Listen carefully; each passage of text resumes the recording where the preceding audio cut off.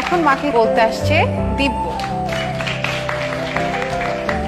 আমার মা সবাইকে ইনজেকশন দেয়। আমার মা একজন ডক্টর। এখন বলতে আসবে জুই। আমার মা একজন ফ্যাশন ডিজাইনার। আমাদের একটা শোরুম আছে, সেখানে অনেক ড্রেস পাওয়া যায়। Thank you. এবার বলবে নিধি। আমার আম্মা একটা বড় স্কুলের টিচার। আম্মু বড় বড় স্টুডেন্টদের পড়ায়। Thank you. মাকে নিয়ে এবার বলতে আসছে উনাইসা।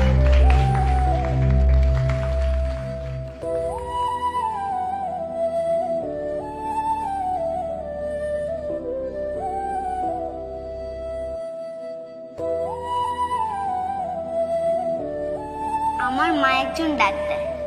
আমার যখন অসুখ হয় তখন মা আমাকে স্যুপ খাইয়ে দেয় আর আমি ভালো হয়ে যাই।